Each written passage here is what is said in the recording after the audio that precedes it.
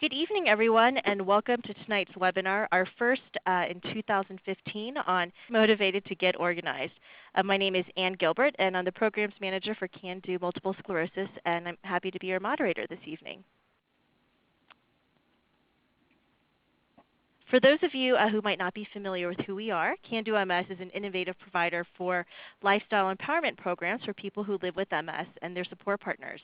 And through our programs, we empower people to manage their disease and move beyond their MS by adopting active and healthy lifestyle behaviors. And we do these through our programs that you see here listed on your screen.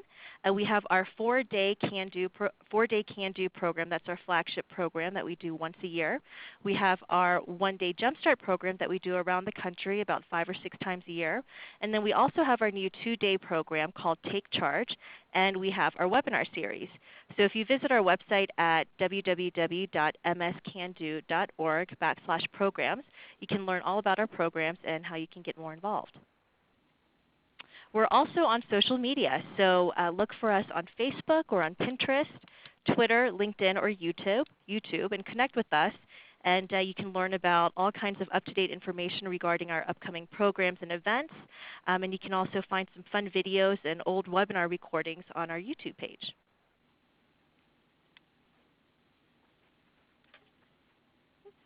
And so just a few housekeeping issues that I'd like to go over before we get started. We will save about 10 to 15 minutes at the end of the webinar for questions and answers, as well as any tips or suggestions that you guys might have about organizing yourself. So if you do have a question or if you do have a tip that you'd like to share, please feel free to post them in the chat feature, which is located on the left-hand side of your computer screen. So to submit a chat, you just type in that small box that says Chat with Presenters and hit send. This is also a reminder that the presentation is being recorded, and it will be archived on our website tomorrow afternoon. So because this is being recorded, all of your telephone lines have been muted. So I'd like to now introduce our presenters for this evening. On the screen now you see Juliann Hanson-Zlatev, who has been an occupational therapist for 23 years. Juliann has specialized in outpatient therapy for 15 years and now owns her own clinic, Red Willow LLC, which is located in Castle Rock, Colorado. Her special interest is restoring quality of movement while maximizing independence and wellness in daily activities. It was a natural fit for Juliann to join Can Do MS as an occupational therapist 10 years ago, and she loves the positive energy that our programs provide.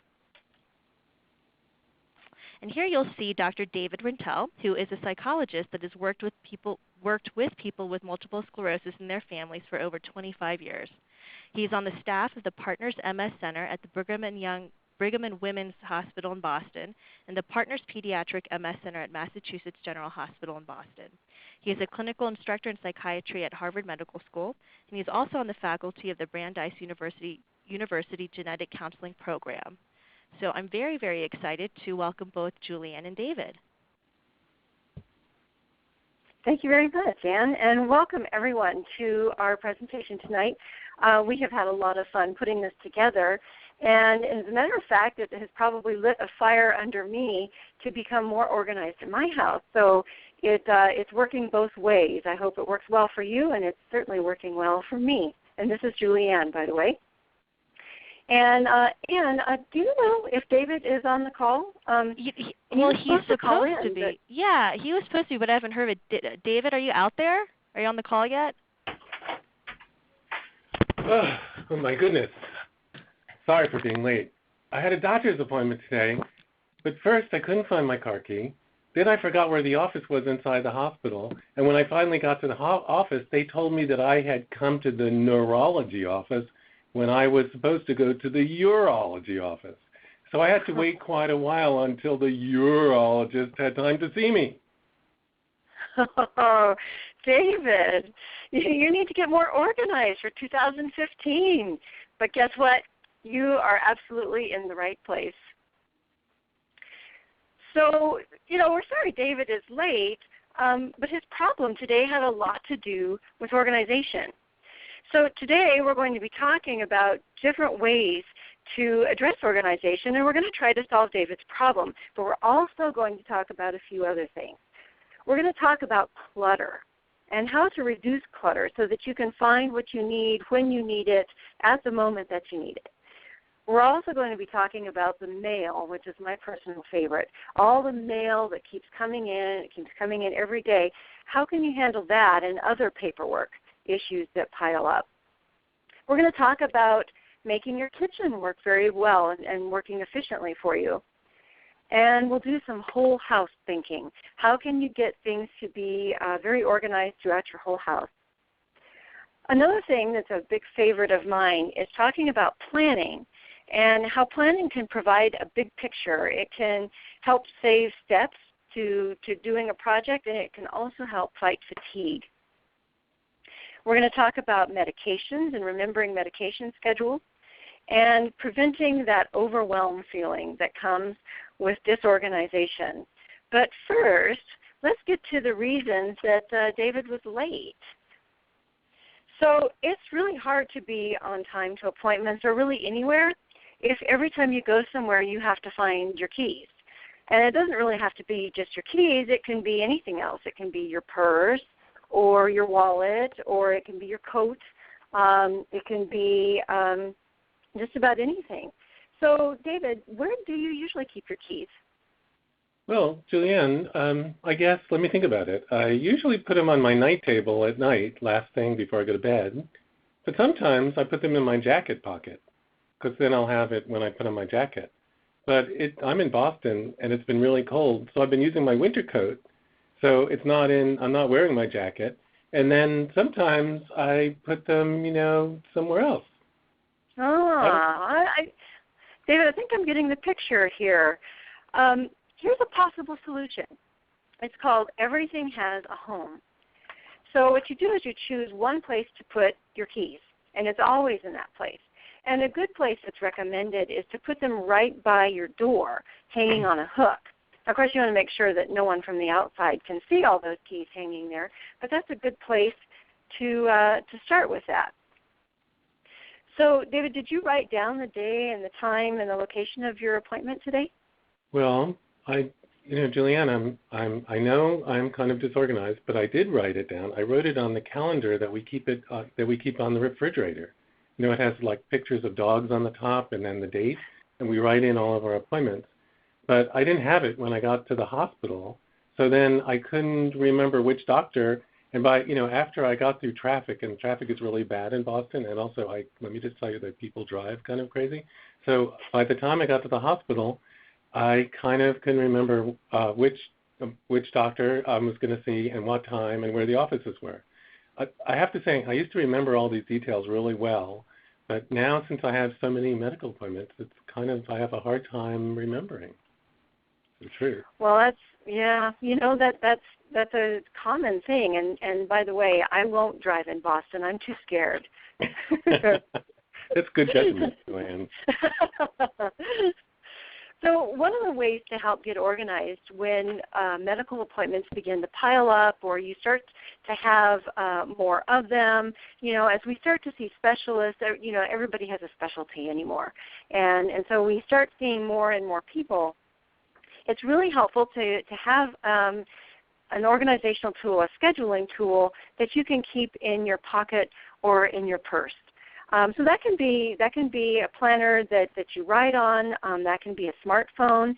But that way you can check the information or the location when you are at the location or on your way to it.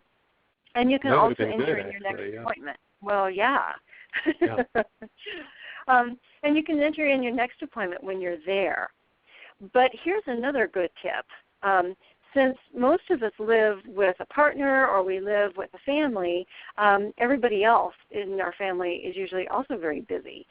So if you can sync your calendar with your family or your partner, it's really, really super helpful.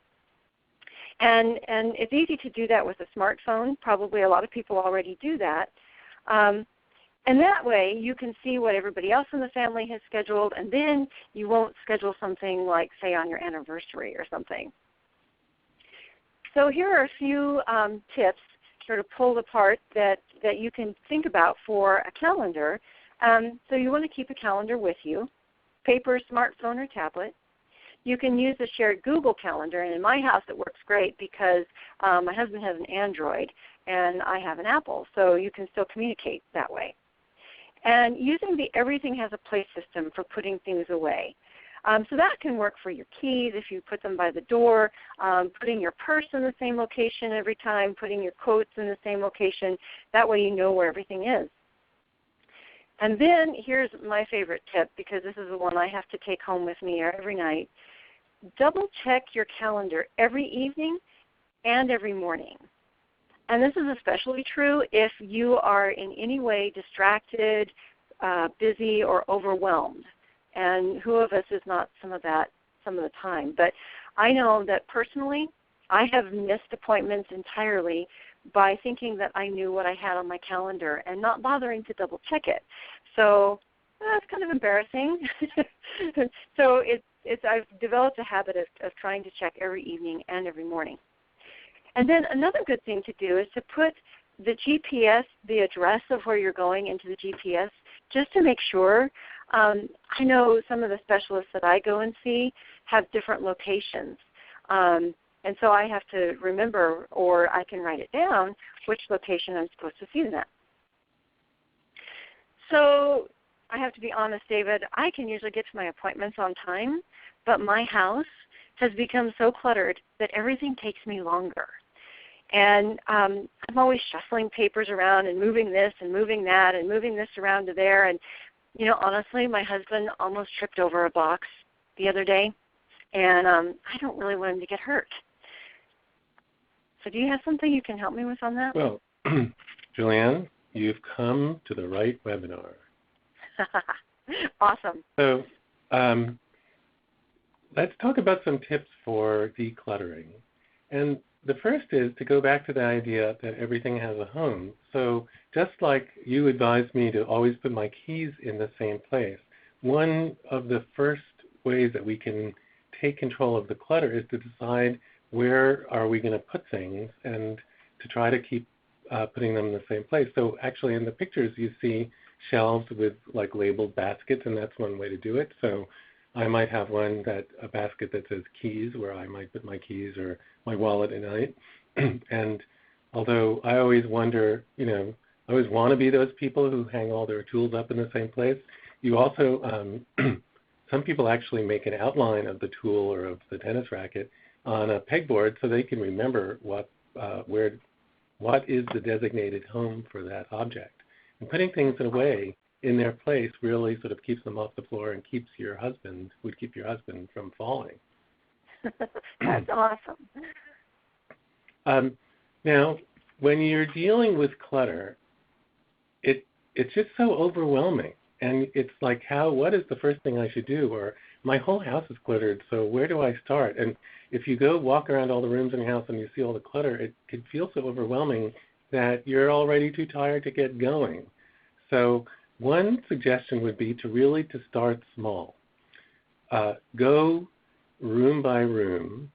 So this might be somebody's study or workroom or study room. And just say, I'm going to just work on this room first, and I'm going to ignore the rest of the clutter in the house. Or you might even say, I'm going to work with only part of the room. And like in our picture, there's some boxes along a wall. Maybe I imagine there to be a window, and might say, well, I'm just going to take that section of the room and work on it first. Now, you could actually take some photos of the room with your phone, and then to look at the photos with your partner or relative, and while you're sitting comfortably and you're not in the room and you're not freaked out and stressed out by looking at all of the things, and talk about the photo with your partner, a family member, a friend, and say, well, look at all the stuff in the room. Do I really need that stuff?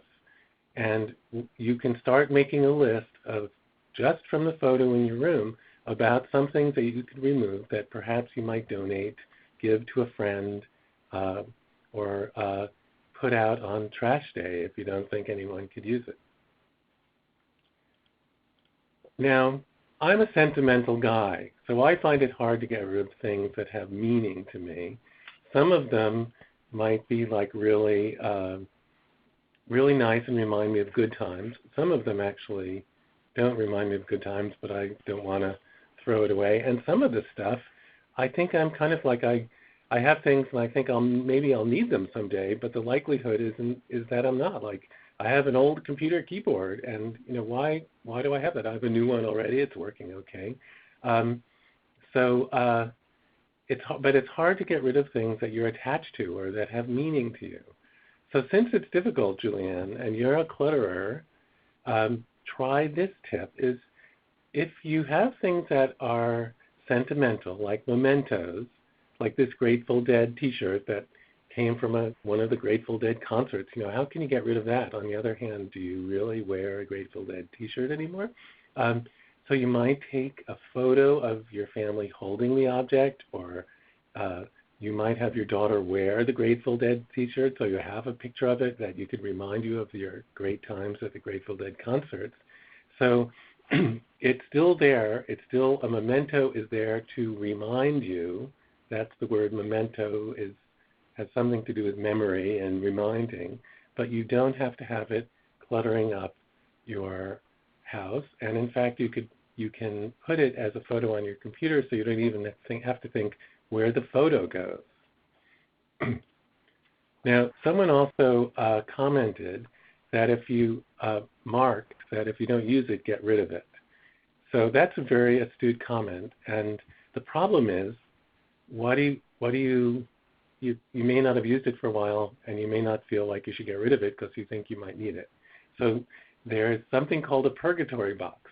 So let's say you're working in your study or wherever you go to pay bills, and you find something and you think, gosh, I'm not sure if I need this or not. Let's say it's a date stamp that used to date the days that you received a bill or paid the bill, but you haven't used it in a while.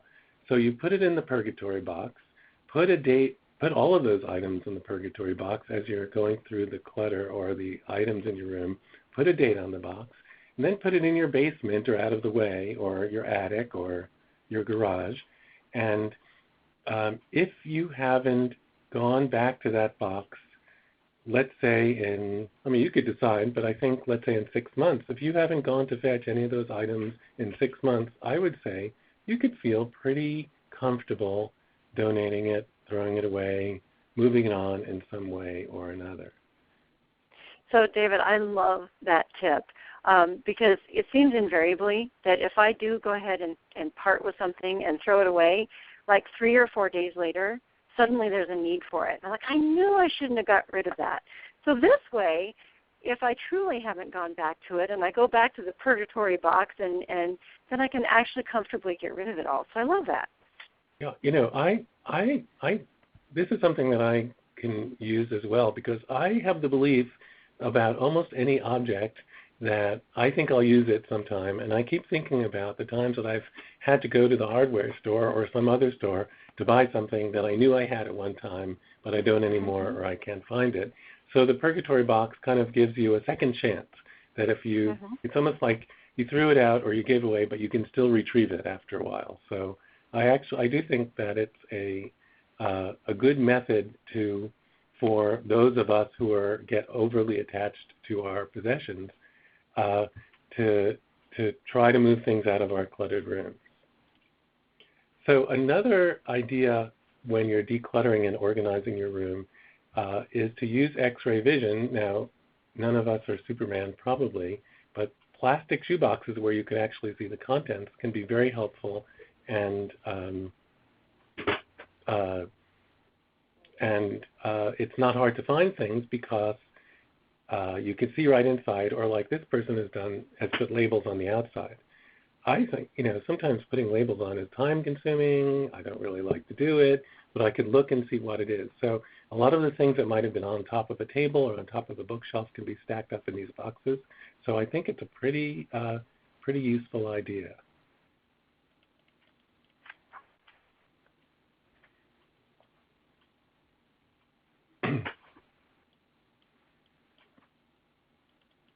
So Juliann, I think my biggest organizational problem is my closet. And that's, I don't know, I have clothes in there that, I used to wear in the early 1920s, but I think maybe it'll come back into style. And there's so much stuff stuffed in there, and when I clean out somewhere else, I stuff all the stuff in the closet so it can't be seen. I close the door. And so I know I have to do something about it, because every morning when I have to get dressed, I have to climb over things. I could fall on it. I can't find what I want. But I don't know where to begin and what to do about my closet. Well, that is an excellent question. And I totally agree that closets are notorious for being that out of sight, out of mind. You can shove stuff in there and close the door and take a nice deep breath. But at some point, yeah, you're right, you end up having to deal with it. So closets are just like everything else. Start with one section at a time. You may want to focus, say, on the floor and getting things up off the floor so that you can move freely into the closet, that is if you have a walk-in closet, and then move in sections out through the closet. But there are some other things that you can think about doing, and you can organize it by how you use your clothes. So you could have formal clothes in one section of the closet. You could have informal clothes in another section of the closet, and your work clothes that in another section. So it's very easy. I'm going to work, so I'm going to be automatically going to this part of my closet. Also, sort of similar to how a kitchen is organized, frequently worn clothes are the ones that are within the easiest reach. So you want to make sure that those are on the lower hanger, or they're on the lower shelves, or you have shoes on a hanging bag that hangs over the door. There's all kinds of organizational items out there that you can use to make things be within easy reach. And then here's a big one too. Make it so that your clothes are hung so that they are easy to slip on and off the hangers. So there are a number of ways to achieve that. Some of that is donation, and some of that is another suggestion coming up. So you want to make sure that that's an easy thing, because nobody likes to wrestle their clothes on or off a hanger. You might want to keep a reacher in your closet and hang it on a hook by the door. And that does a couple of things. If there's something that's up high, you can easily get that down without having to then go and get a step stool and bring it back in. And it also helps if maybe on a particular day you're more tired than another day. You can bring a chair or a stool in, or a rolling walker, and you can sit down to get your clothes and save a little bit of energy, and yet here you have the reacher, and everything is within pretty easy reach. Separating winter, if you live, say, in Boston or Denver, like we do, and you have winter and summer clothes, separating those out so that when you're wearing winter clothes, your summer clothes are in a different closet. And that helps with the clothes coming on and off the hanger and not being packed together. And then here's the good one. If you haven't worn the item of clothing in 2 years, let it go and give it to someone who will be absolutely delighted to wear it. And that one, I think, has been my personal favorite in letting things go out of the closet. Well, if you give away things you haven't worn in 2 years, you can go out and buy some more clothes, Juliann. I'm kind of seeing the method to your madness. Well, you read right through me.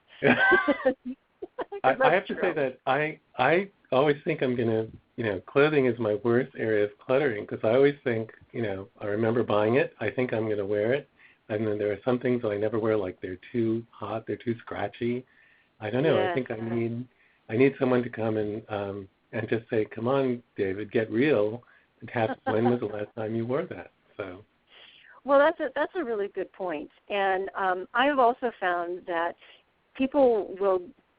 friends will give clothing to you. Oh, this would look so cute on you. You should have this. And that's how they're getting rid of their closet. And then you end up with it in your own.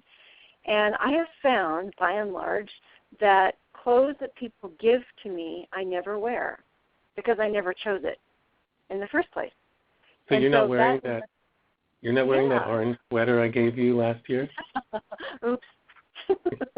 I shouldn't have said it just now. Yeah. I'm sorry. That's a good point. So I'm making strides in getting my house organized, especially since we started with presenting this. But the one thing I can't figure out is the monster on my back is the mail, because it just keeps coming in. There's more and more of it every day, and I'm a bit of a piler, and so it just starts piling up. Ooh, well, managing the mail that can be very tough. I'd like to say I find it hard because a lot of mail you don't want to look at because they're ads for things you don't want, and then there are bills, and who wants to open up a bill? And then there's a card from your cousin in Wilmington, Delaware, and you realize that, oh my goodness, I forgot to send them a Christmas card, and now they're sending me something. And so it's easy to avoid dealing with the mail, and then you get a pile like the one in the picture, or it could be much higher, or it could start to fill boxes, and you can almost have a bad dream that the mail keeps coming through your mail slot or into your mailbox and starts to fill up your house. So here's some suggestions on how not to be overwhelmed by the mail. The first one is to grit your teeth and to deal with the mail that arrives when it arrives every single day. So that means you look at the piece of mail, and even without opening, you can say to yourself, do I need this or not? And if it's the 100th offer for a credit card that you don't want, I don't think you have to examine it very closely. Then you could decide if it's something you're going to keep, or if not, shred it, put it in the shredder or recycler. And let me just say that the common knowledge is you can, recycle or throw away other mail, but credit card offers are a good thing to shred or tear up because you don't want someone else to get hold of them. So what do you do when you open the mail? Well, I would say go with the kind of system for organizing that you are most comfortable with. Are you a vertical or horizontal filer? So there are a lot of ways of doing it, and you could see that there's this family uses a basket for each person. So you take the mail and you assign it to who it goes to. So Juliann, you might give all the bills to your husband because he pays the bills, or he may give all the bills to you. And then you subsequently only have some of the mail to go through. You might make a horizontal filer where you can sort out bills, personal letters, medical appointments or medical letters, etc., and just label them. I think labeling them would be good. The only problem is you still have to go back every day and see what's in there and make sure that you haven't abandoned something because you put it in one of your slots. And the same thing with a vertical file. It would be good to label them like the one in this picture, but that doesn't mean once you've put something in there, a piece of mail, it's not file it and forget it, because you may have something to do with it, right? You have something that you must do with it so you don't get into trouble. You don't have your electricity turned off. Your medical care providers are still willing to see you because you've paid the co-pays. Those things need to be taken care of in real life. The best thing to do is to shred or recycle as much of the mail that comes in every day as possible. And if you start even just studying your mail and seeing what's coming every day, I think most of us would find that most of the mail is really not that important to keep. So I absolutely agree with that. I'm always stunned by how much recycling comes out of going through the daily mail. And just what you said earlier about horizontal versus vertical filing tendency, if I put something in a file cabinet, you may just as well have sent it off into deep space. Because it's gone for me. So I have to utilize the horizontal method of organization for myself, or I will forget to pay a bill or things like that. So that's a great suggestion. So, Juliann, now that we're talking about organization, I realized that first I thought the worst place in my house for me was my closet, but I realized that I actually have a lot of trouble in the kitchen, even though it doesn't look so cluttered. And if you look at my kitchen, you would say, oh, pretty good, not too bad. But I really like to cook, and when I'm following a recipe, and you know how it is, and I'm not one of those people that takes all the ingredients out and chops them. I just do it as the recipe says, which maybe isn't the best way. It's not how they do it on cooking shows. But then, so I'm frying some onions, and then it says to put in some paprika, and then I can't find the paprika, and the onions are cooking more, and then I can't find the utensils like to stir the onions with the paprika when I found it, because I don't always put things back, I have to admit, in the same place. And there are other people in my household who have their own places where they put things that are different than mine. And, I have a fair number of cabinets in my kitchen, but I don't seem to have enough room for all of the cups and the mugs and the plates and the mementos, like that plate I bought at the Grand Canyon last year. So, if I try to put everything together before I start cooking, I'm feeling like too tired and overwhelmed to cook. What do I do? Well, I've always wanted a sous chef. Okay, that's just like Martha Stewart's show, Mm-hmm. But unfortunately, since we all can't be Martha Stewart, I think what your experience is very common for people, and it's a great. It's really practical. If you're at a loss for a place to start organization, a good place to start really is the kitchen, because we're in it every day, and we cook every day, and we want that to go as smoothly and energy efficiently as possible, because honestly the kitchen is a big place where people, it's kind of an energy sink. It can really eat up your energy too much, take too much out of your day. So there are a number of ways to tackle the kitchen. And I love this picture because isn't that just totally lovely? Everything is so easily visible, and you can reach it easily. And that's one of the places that I would start is pick the things that you frequently use. I know when I cook, every once in a while I'll get out of the comfort zone and use some sort of exotic spice. At least it's exotic to me.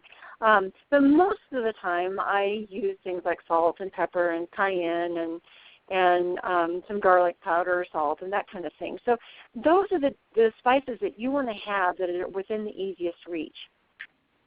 The same is true of the utensils that you eat with and the utensils that you cook with. You want to have those things easily visible and easily reachable. So that might mean that you're going to go through those cabinets and rearrange them so that, boom, right there by the stove is going to be, your paprika. And then you're going to have maybe a jar with all of the stirring utensils that you need, and that's going to be right there. So if we can see it, it's easy to put things back away. So you want to reduce the amount of time that you're spending looking and moving around the kitchen. You want to reduce the amount of time you spend on your feet, and that can be helpful. So some more tips for the kitchen. Juliann, can I just interrupt for a second and go back? So first of all, someone said, that those hanging spice bottles look good. Where do you get them? And I'm afraid to say I don't know, although I'm going to guess that a hardware store would have those brackets. But I realized as you were speaking that I make a big mistake is I put spices in a drawer so you could reach them, but then I'll end up picking up each little bottle separately because I don't have labels on the top, and when they're in a drawer, you're looking at them from above. So I think maybe I should either change where I put them or put labels on the top. Is that right? Mm-hmm. Oh, that's an excellent idea. The idea is really, I think the visual piece is probably the most important piece. If you can see something easily, then you're going to use it, and it's most likely going to be in a physically accessible place. And there was a question on the chat about the picture, and they asked about how that was done. Let's see, I'll hop back just one more. They were asking, let's see if I can get really fancy. Okay. So they were asking how this was done, and there are I know in Denver there is a store, it's called the Container Store, and it's a store devoted entirely to organization in every room of your house.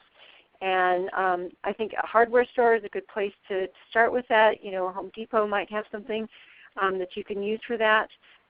Or you could go to a Container Store or some other kind of store that talks about, that has something like that. So there could be something ready-made out there. So also for the kitchen, what you want to do is utilize planning. You want to make sure that you are planning ahead to see what kind of meals you want to cook for the week and making your ingredient list so that you have all the ingredients that you need to cook the meals you want that week. So that is probably a fairly evident way of keeping yourself from getting disorganized. So in terms of mugs and cluttered cabinetry, see, I love some of the mugs in there. They're really cool looking. Take out the things that you don't use every week, and those things can go into the purgatory box, or they can be moved to another location in the kitchen that is harder to access, and you don't have to deal with them all the time. So let's talk about cleaning the whole house. David, I hate cleaning. It is just, it's exhausting, and I put it off as long as I can. And then I find myself running all over the house, and I have to get the broom and then the mop and go get the garbage bags, and it's just a mess. And it's gotten bad enough that I don't invite guests over to the house as much as I would like because it's cluttered, and it just would be embarrassing. Well, Juliann, having people over and getting together with friends, that's really an important part of maintaining your health and quality of life. And so that's concerning, but I have to admit that I don't like cleaning one bit. So I'm always looking for tips and tricks to make the task easier. So if you like, I can share some of mine with you. I'd love it. Okay, well, I hope you like them. So trick number one is to have, how like everybody just has one bucket or something with cleaning supplies, and usually we put it out of the way so when we do invite people over, they don't have to see it. And then it's probably far away from where we're planning to do the cleaning. And then if you have to go to the basement or the attic or the garage or the closet to get the cleaning supplies, that's already a lot of work. And if you have fatigue and when every step counts, it's an enormous amount of energy just to get ready to clean. So the tip is to have cleaning supplies, have more than one bucket of cleaning supplies, and locate them strategically around the house, close to the place where you might need it. So you might have a little, and I'm sure we don't think that cleaning supplies are very pretty, but I think they could be hidden or in some way or another or decorated. So if, say, you want to clean the bathroom, you may keep some cleaning supplies in or near the bathroom. It can result in a huge energy saving.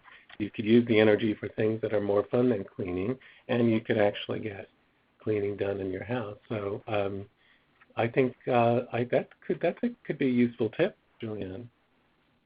I like it. Okay, well, here's another one, is that you do less cleaning when you do less dirtying up. And, if you are tired or you've had a hard day at work or you've just been cleaning or working in the kitchen and you have something in your hand and it's too far to get up and throw it in the waste paper basket or into the trash, so you don't, and you put it on the table, and now you've created a new cleaning situation, or more correctly, a new mess situation. But having more trash waste baskets around means that you can help keep the place clean all the time, or at least more often, and reduce the number of times you have to go around and clean because there's clutter around. Also, you could remind your kids and those other people who share your house that they don't need to leave things out on tables and on chairs. There are these beautiful waste baskets that can use. When the waste basket is in view, it's more likely to get used than if you have to go a long way to find it. So another tip is to, particularly if you live on one floor, is to have a cleaning cart that you can move from room to room. So you may not have your cleaning supplies stashed in every room, but you have something on wheels, so it's easy to get from place to place. And you notice that in situations like offices and hospitals and hotels, they always have carts because it would be too much work to be carrying things around. Well, they're doing that for a good reason. They don't want to expend all their energy moving the supplies. They want the energy to go to cleaning. Similarly, when you need to do things like make beds, etc., you don't want to go far to get the sheets and the blankets and the towels, etc. So try to store the bedding in the room that you need the bedding. So it may be that in your guest room that has a single bed, you keep the single sheets in the closet in that room or in the drawer of the bureau, and you might keep the sheets for your bedroom somewhere in the bedroom. A lot of times there's people keep all of the bedding and sheets, etc., in one central location, but it means you have more steps to go find it. If they're closer, you're going to have an easier time taking care of this. Excellent. And I just have to say, I'm reading some of the comments that people are putting in about their tips for how they organize, and they're awesome. So keep those coming. They're looking really good. So let's talk a bit about planning right now. One of the things that we can do is, to save steps and energy, is to buy the supplies for a task on a day before you plan to do the task. So let's say you plan to paint a chair. You do the shopping on one day, rest, and then do the work on another day. And the nice thing about planning is it gives us that big picture look, so that then it's easier for us to prioritize our tasks. It's easier for us to pace our tasks so that we know what's coming up. And that's another place where calendars can tie in, where if you plan for a week at a time or a couple of weeks at a time, then you can fit things into a comfortable slot for yourself. So medications can sometimes be a bit challenging. And it might be that when you first started, or when we first start a regimen of medications, we can keep everything in our heads and keep on top of it. But over time, if your meds have to change, or you want to try something new, or your doctor wants you to try something new, and that adds on to it, or it changes, or the schedule is different, then it gets to be a little bit more challenging. So there's a couple of things that we can do about that. We can use a pill organizer and keep the pill organizer in one place, and like keep it near your coffee pot or keep it near the bathroom sink, something like that, so it's always in the same place. And keep it close to your medication jars and bottles, because then it's easier to fill it. Another suggestion is to take your injection, if you take injections, at the same time each day that you take it. So let's say you take it at 8 a.m. every day, and that's what you would shoot for.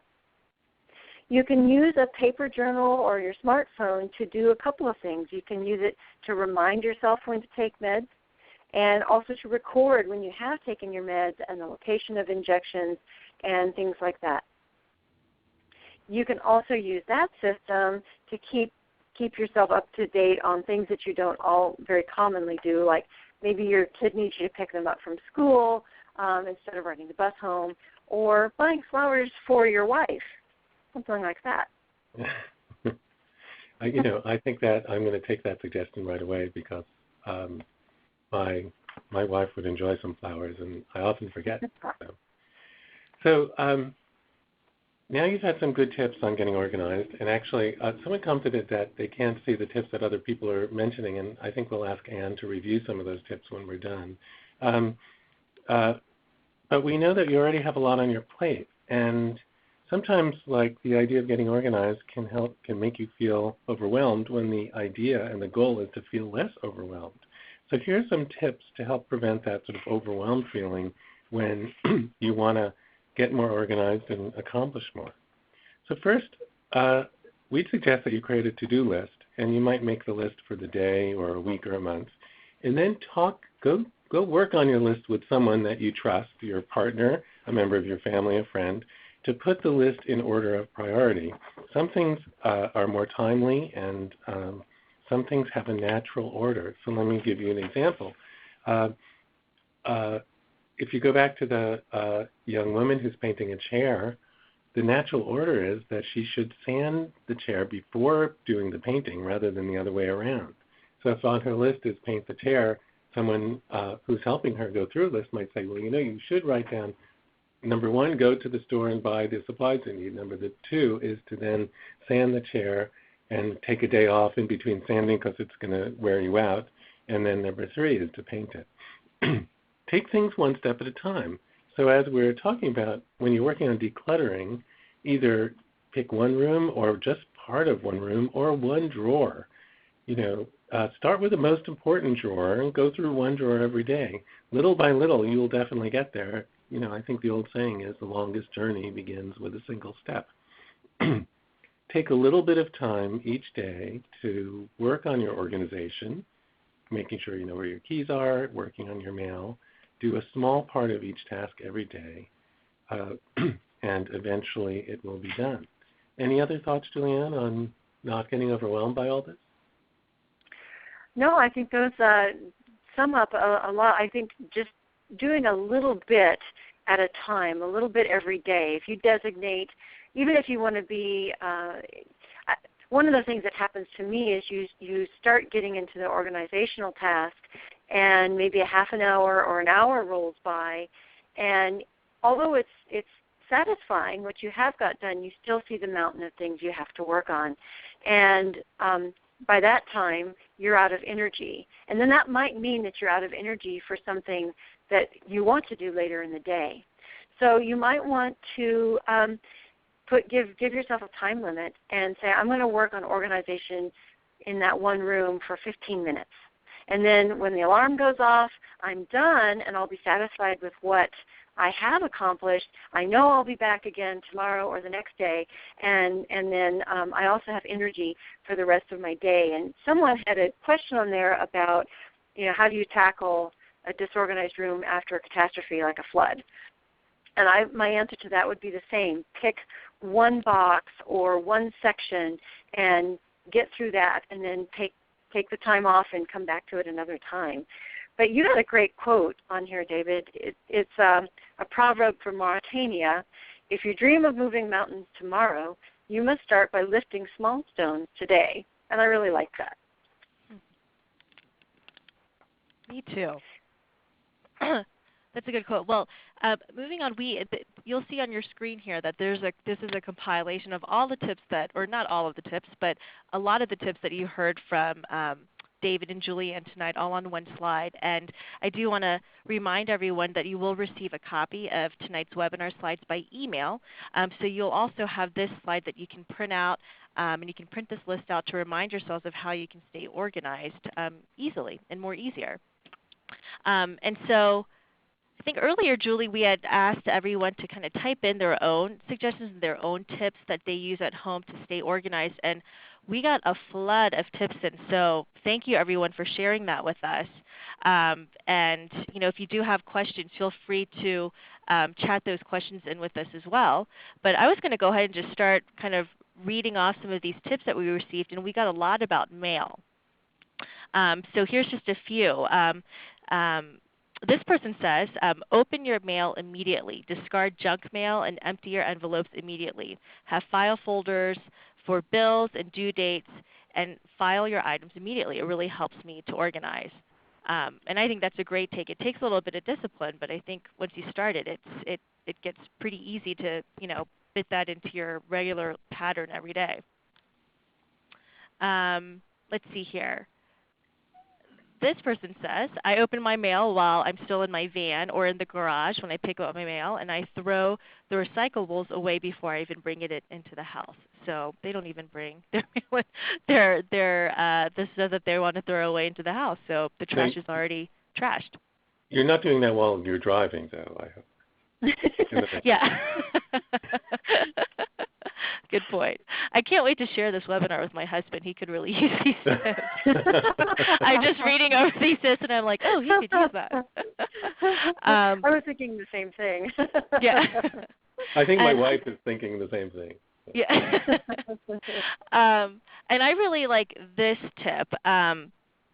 This person says you can reduce mail by going paperless with statements. And that way you can just download your statements if you need them printed out, or if you need to look at them, you can just go online. And another person had also mentioned that you can set up auto bill or auto pay with some of your credit card bills or other bills that you have, so you can reduce, paper, which is also good for the environment. And I try to practice that as much as I can, and it does help me a lot as well. But you want to make sure if you're doing auto pay or doing it online to check your statements so someone hasn't charged a trip to Bermuda on your credit card. Right. Let's see here. So here's a question that we received. This person asks, are there suggestions for how those of us who could go through the decluttering process but don't have transportation to get those items out of our house? Now, the rest of the question, it sounded as though there wasn't a way for someone to come and pick it up. And I'm not sure exactly where you live, but I know that there's a number of organizations that call me, and they will come to your door and pick up donated items. And they pick up virtually everything. And almost every time they call, they're kind of hopeful that I'm going to give away a couch or something. Because they're always asking, do you have any large items to give? So I have actually relied on those a lot, and I think I have like 6 organizations that I kind of bounce through when I'm ready and I'm organized enough to have something out for them.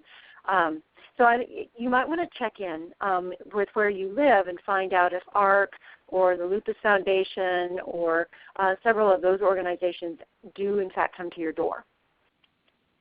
Perfect.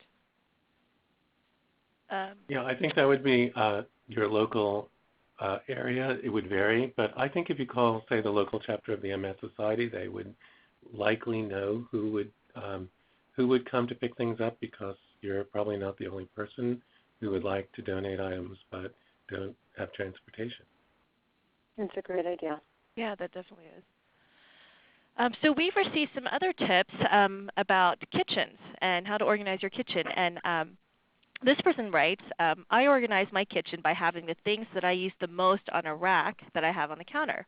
I have a special place for everything, and I usually put things back right where they belong. If I don't use something after a year, I get rid of it or donate it. And that's a great idea. Yeah, for sure. This other person says, I started going through the spices and checking the expiration dates on the spices and other items, and realized that some things are expired. So I always try to put the date on the top of the item or with magic marker and write it on the actual top of the spice. That's a great idea too. I've never even thought about looking at expiration dates, so I'm probably eating expired food. As I understand, it's much tastier eating. Yeah, absolutely. And this person actually recommends an app. She says that there's an app on your phone called Out of Milk, and it helps you when you run out of items. So maybe if you have a smartphone, check your app store and look up Out of Milk. And I haven't heard of it, but she says to add it immediately. So maybe this is kind of a tool to help you keep track of things that you run out of and things to add to your grocery list. Let's see here. This other person has a comment about cleaning, and I love this comment. She says that they select a day, a specific day for a specific chore. And actually 2 people wrote about this tip. They said on Monday they clean the kitchen, on Tuesday they clean the bathroom, on Wednesday they wash clothes, on Thursday they do paperwork, and on Friday they dust. And another person had written that they select a day for vacuuming only, and another day for just bathrooms, and another day for just laundry, so it kind of helps break up your chores. And I absolutely love that. I commend you for doing that, because then when you clean your bathroom, then you can absolutely enjoy the work that you did. You enjoy the bounty of your work. Yeah. And it's a great way to tackle it. That's great. Let's see here. And we received another question, and maybe David or Juliann, you can help me with this one. They ask, what comes first? What do I tackle first? The clutter in my mind or the clutter in my house? That's an excellent question. Juliann, do you want to take that on, or shall I?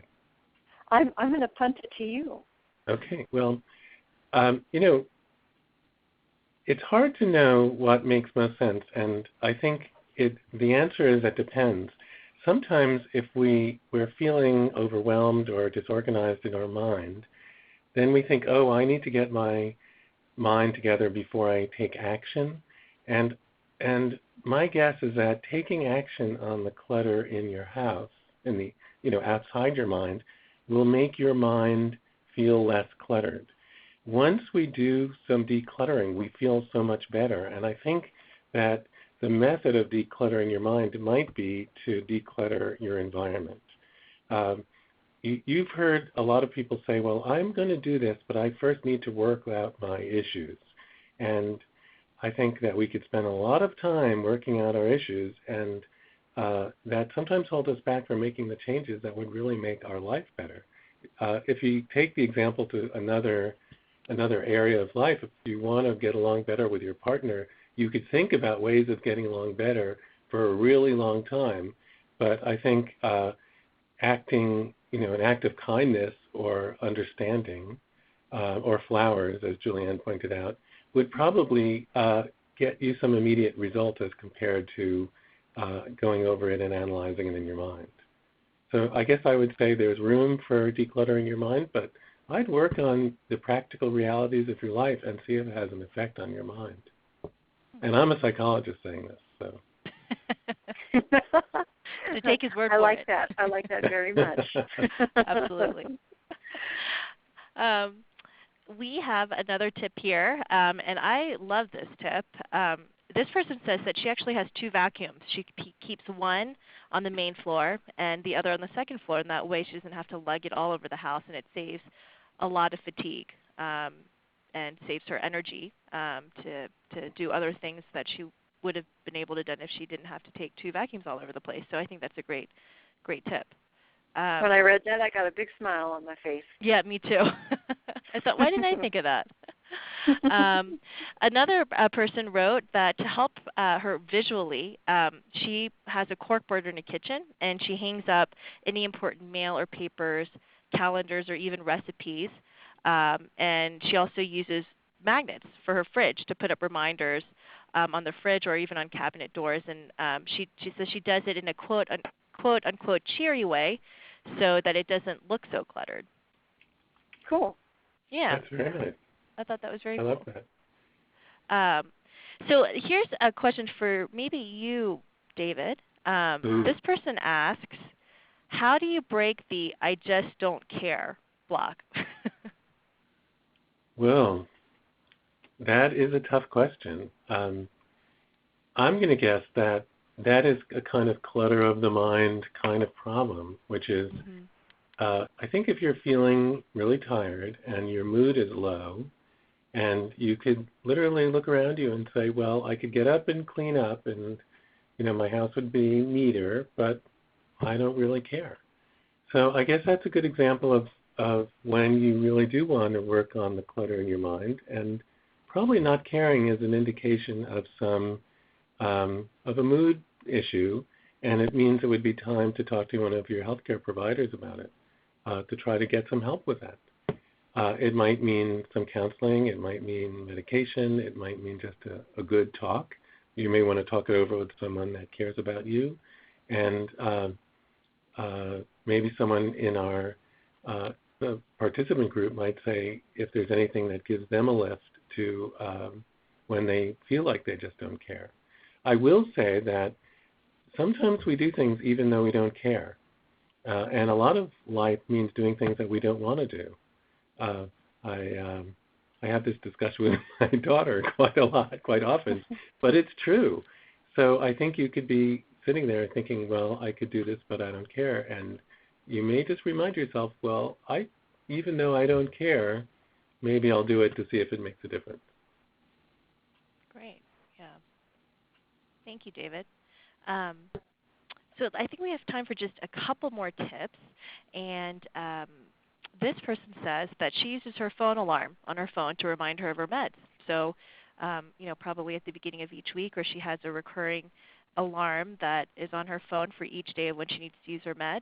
And that's just an easy reminder to take her meds, and she probably keeps her meds with her, or keeps them or has them in her purse with her in her pill box, so that wherever she is, she can just take it. So that's a great idea. I mean, it's great to use your phone or all the smartphones that we have for a lot of these organizational tips. Yeah. Yeah. And we have another cooking tip, and she says, when I'm going to cook a meal in the afternoon, such as supper, I try to prep the food in the morning. That way it gives my hands a chance to rest before cooking. For people who have hand or arm issues, this is a great tip, and it makes cooking the meal easier and more fun. Excellent. I think that's excellent. And Anne, someone else wrote, how do you deal with cooking when you're tired when you get home from work? And I have to say that is a really big challenge. People work very hard these days and long hours, and people with MS are likely to come home more tired than their neighbors who don't have MS. And I think of there's a family in our neighborhood that they do all their cooking on the weekend for the whole week. Now, I'm in awe of them, and I also like to go over on the weekend to kind of taste what they're making. But I think they've recognized that during the week they just don't have time to cook when they get home. So it takes a lot of planning, and maybe more planning than most of us are used to. But if you do the cooking in a leisurely way on the weekend and you make things that could be reheated easily, like casseroles or lasagnas, etc., then during the week you get home from work, pop it in the microwave, and you're done. Yeah. That's awesome. And all the nutritionists on our staff at Can Do applaud that, because what happens when we're too tired is we turn to super processed foods or easy foods that end up not being terribly healthful for us. And cooking ahead like that and freezing really helps us to stay on top of the nutrition. So that's a great suggestion. Excellent. Thank you, Juliann. Well, I think we will end on that note, but I think we really got a plethora of really great tips and ideas of how to stay organized and neat, and I know I did. So Juliann and David, thank you so much for sharing your wisdom with us. Well, this was really fun. I'm sorry that I was late, and I'll really work on getting a calendar that I could carry with me so I'll always talk to. Absolutely. Hopefully this webinar helped you. I've learned a lot during this webinar, I'll tell you. Great. Well, before I share our next month's webinar, I do want to remind everyone of some of Can Do MS's online resources that we have. If we weren't able to get to any of your questions for tonight's webinar, you can always visit our website, and we have a question and answer portal called Ask the Can Do Team. And if you just go to our website and go to the Ask the Can Do Team webpage, you can submit your question. And I will personally receive your question and be able to forward that along to any one of our very knowledgeable programs consultants to help answer that question for you. So, if we didn't get to your question, or if you have any other random questions about multiple sclerosis, or then visit our site and please take advantage. We also have our e-news archive, which is our monthly e-news article from our staff, and it features upcoming events and programs. And we house and archive all of our past e-news articles on our website, so please visit our website to view those. And we also have our Can Do Library, which is a library of articles on specific topics of health and wellness and MS, and they're all written by our programs consultants. So please visit that, and you can find some great articles on all sorts of different topics. So next month, our webinar is on February 10th on the topic of flying solo with multiple sclerosis. And our speakers for this webinar are Linda Walls, who's an occupational therapist, and Peggy Crawford, a psychologist. So please feel free to join us from the convenience of your own home or office. David and Juliann, thank you for sharing your tips with us